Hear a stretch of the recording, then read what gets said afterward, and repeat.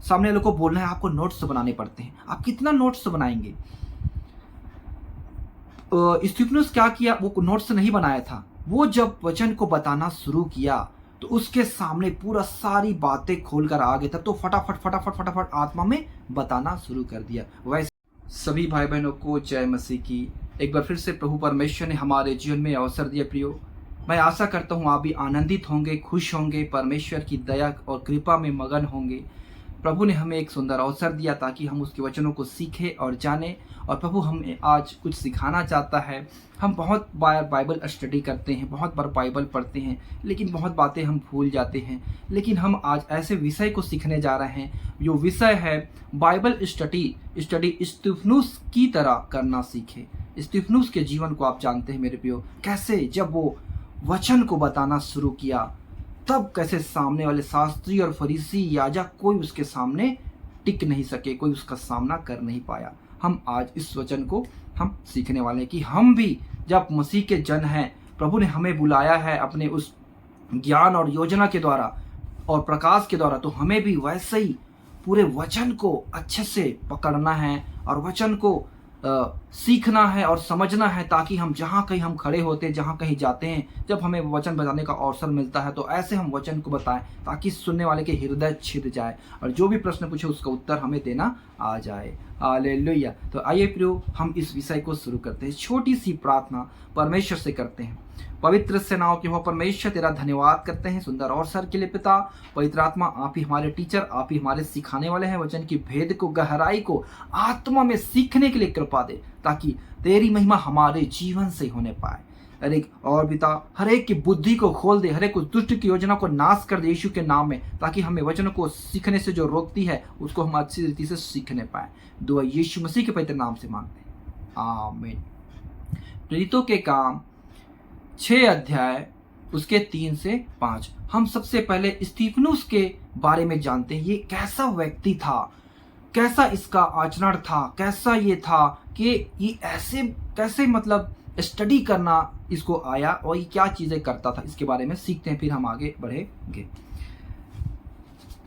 3, इसलिए हे भाइयों, अपने में से 7 सुनाम पुरुषों को जो पवित्र आत्मा और बुद्धि से परिपूर्ण हो चुन लो, कि हम उन्हें इस काम पर ठहरा दें। परंतु हम तो प्रार्थना में और वचन की सेवा में लगे रहेंगे। यह बात सारी मंडली को अच्छी लगी और उन्होंने स्तिफनुस नामक एक पुरुष को, जो विश्वास और पवित्र आत्मा से परिपूर्ण था। हालेलुया। यहाँ पे लिखा है मेरे प्रियो, जब प्रभु के दास, प्रभु के चेले लोग सेवा करते थे तो एक बात उठी कि हमारी विधवाओं की सुधि नहीं ली जाती है। तब उन्होंने सोचा कि हम प्रभु का वचन को बताते हैं और आप लोग कहते हो कि हमारी हर एक चीज़ों में आप ही लोग सहायता करो। तब चेलों ने ये निर्णय किया कि हम कुछ लोगों को अलग करेंगे भोजन की सेवकाई के लिए। तब उन्होंने अलग किया, उनमें से स्तीफनुस था।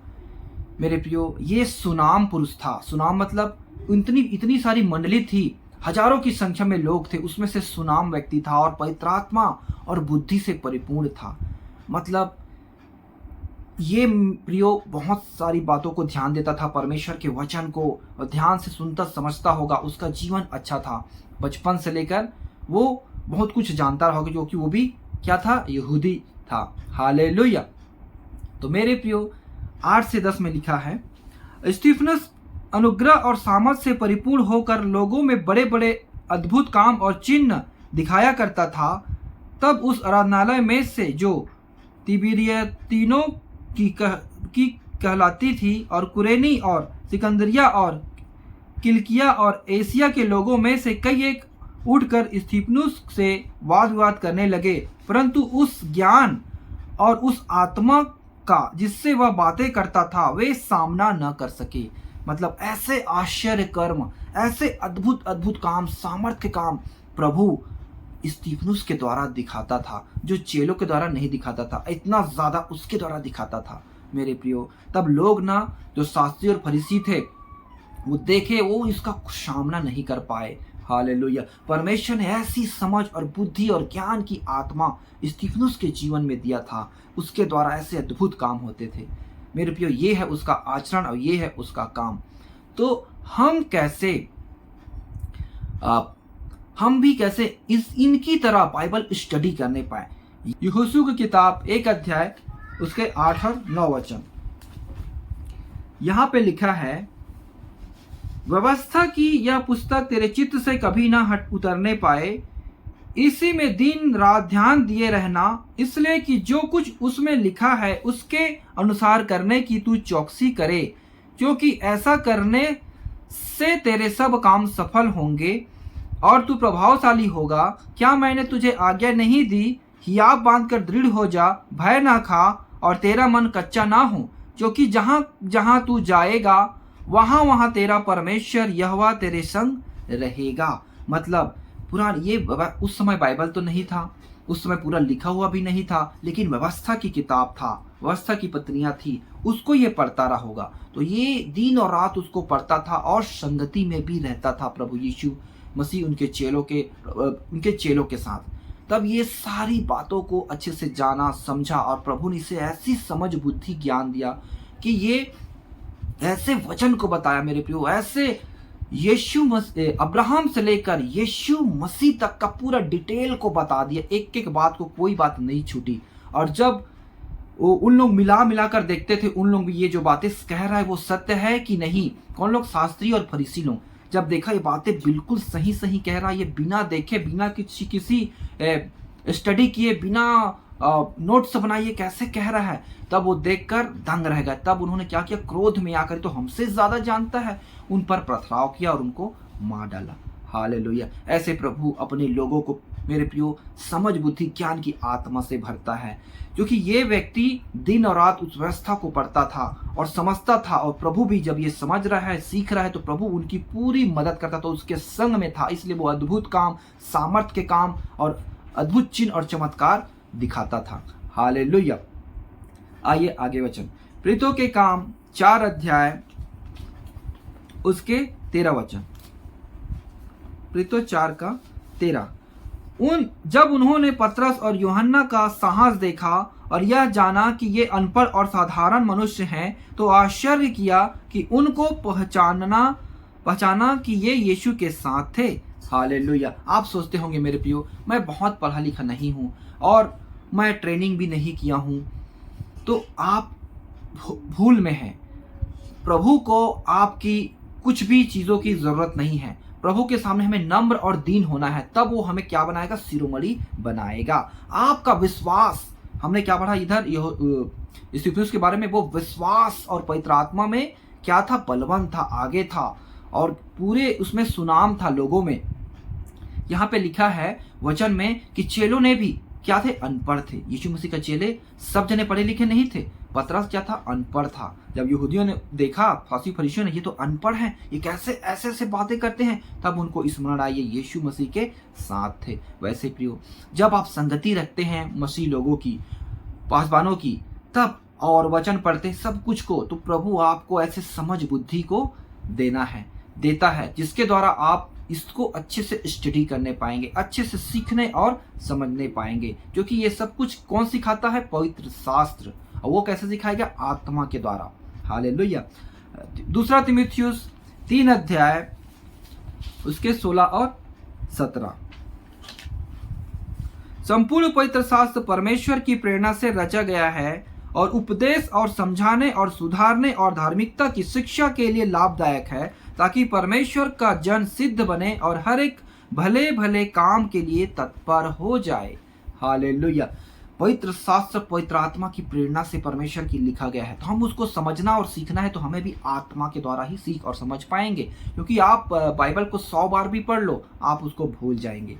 मेरे प्रियो, कितना आप कुछ भी अगर आपको सामने वालों को बोलना है, आपको नोट्स बनाने पड़ते हैं। आप कितना नोट्स बनाएंगे?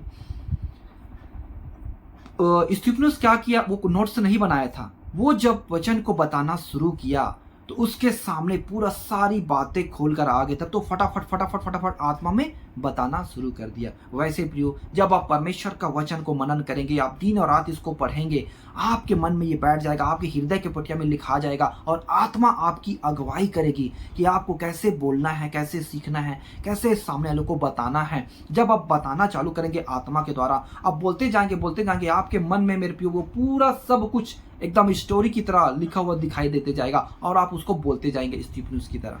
हालेलुया। ऐसे परमेश्वर अपने लोगों को इस्तेमाल करता था।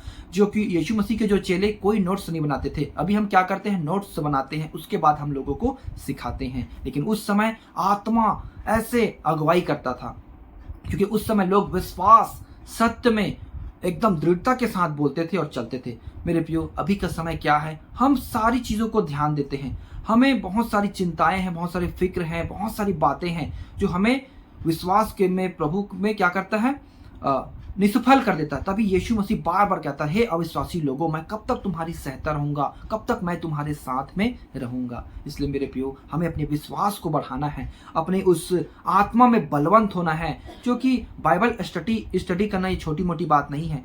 अगर आप आत्मा से एक बार सही रीति से अच्छे से स्टडी करेंगे तो आपको नोट्स बनाने की जरूरत नहीं पड़ेगी। आप बोलते जाएंगे, पवित्र आत्मा आपको वचन को देते जाएगा।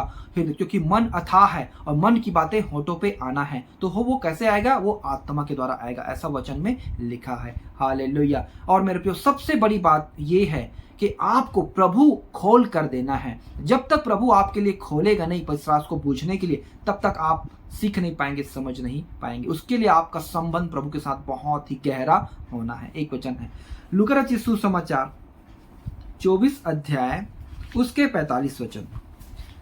तब उसने पवित्र शास्त्र बूझने के लिए उनकी समझ खोल दी। हालेलुया। प्रभु यीशु मसीह स्वर्गारोहण से पहले उनकी समझ को खोला था पवित्र शास्त्र को बूझने के लिए। इससे पहले प्रभु ने उनको सारी चीजों को बताया, उनका समझ खुला नहीं था। प्रभु ने कहा मैं दुख उठाऊंगा, मैं ये करूंगा, तीसरे दिन जी उठूंगा, तो भी किसी को विश्वास नहीं था। क्योंकि क्या करते उन लोग, उनको यकीन नहीं होता था, क्योंकि उनकी समझ को प्रभु ने खोला नहीं था। जब प्रभु यीशु मसीह उनका समझ को खोला मेरे प्रियो, तब उन्होंने पवित्र आत्मा के द्वारा सामर्थ पाकर कैसे पृथ्वी के छोर तक प्रभु यीशु मसीह के गवाह बने और कोई उसके सामने टिक नहीं सका। हालेलुया। ऐसे सामर्थ और ऐसा ज्ञान, ऐसा प्रकाश से अपने लोगों को प्रभु परमेश्वर परिपूर्ण किया कि आज देखो हम प्रभु के द्वारा विश्वास में पाए जाते हैं। पूरा देश प्रभु यीशु मसीह के विश्वास में पाए जाते हैं मेरे प्रियो, और प्रभु का नाम हमेशा ऊंचा होते ही जा रहा है, इसको कोई रोक नहीं पा रहा है। आमीन। मैं आशा करता हूँ प्रियो, इस विषय को आपने अच्छे से सीखा है। इसको लाइक जरूर करें, सब्सक्राइब करें, चैनल पहली बार आए हैं तो, और कमेंट जरूर करें, अपना भी सुझाव दें ताकि मैं और आपको कुछ बताने पाऊँ, और आप जो जानते हैं आप मेरे से भी शेयर कर सकते हैं। ये है बाइबल स्टडी करने का सही तरीका। जैसे स्टीफनुस ने, क्योंकि वो चेला नहीं था, चेले के नीचे लेवल का था, वो एक खाना बनाने वाला था। हालेलुया। लेकिन अपने आप को क्या किया, नम्र किया, दीन किया। हम क्या सोचते हैं मेरे प्रियो, हम ऊपर जाना चाहते हैं, हम बहुत जल्दी ऊंचे बड़े पास्टर बनना चाहते हैं। ऐसा करने से प्रभु आपको हाथ में नहीं लेगा। आप अपने आप को नम्र करेंगे, दीन करेंगे, एकदम छोटा बनाएंगे, तब प्रभु आपको ऊपर खड़ा करेगा। हालेलुया। तभी यीशु मसीह ने कहा अगर तू बड़ा होना चाहता है तो तू सबका दास बन।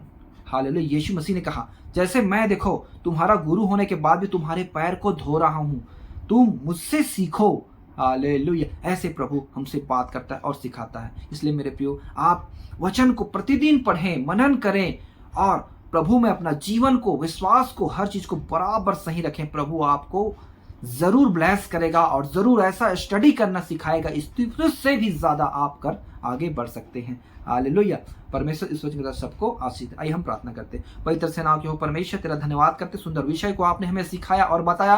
प्रेमी पिता, हम तुझे हृदय गहराई से धन्यवाद करते हैं। जितने भाई बहन इस वचन को देख रहे हैं, सुन रहे हैं, मैं तेरे दास होने के नाते ये दुआ करता हूँ, उन हर एक भाई बहन के जीवन में तू आशीष का कारण हो, उन्हें और समझ, बुद्धि, ज्ञान और प्रकाश की आत्मा से परिपूर्ण कर, ताकि वह बाइबल को अच्छे से स्टडी करने पाए, समझने पाए, सीखने पाए। पिता, हम कब तक नोट बनाएंगे, हमारी आत्मा में आप उन्हें हम अच्छे से सिखा और समझा, क्योंकि एक दिन ऐसा होगा बाइबल हमसे छीन लिया जाएगा, छपने बंद हो जाएंगे, क्योंकि विरोध बहुत ही बढ़ते जा रहे हैं। इसलिए हमारे मन में, हमारी आत्मा में सारी चीजों को हमें सिखा, क्योंकि हम बाइबल को हर जगह पकड़ के नहीं ले जा सकते। इसलिए हम सारे वचनों को हमारे हृदय में डाल दे, ताकि हम इसके द्वारा पिता हम लोगों को और बताने पाए और सिखाने पाए। इस छोटी सी दुआ यीशु मसीह के पवित्र मीठे मधुर नाम से मांगते हैं, आमीन। सभी भाई बहनों को जय मसीह की। Praise the Lord. God bless you everyone.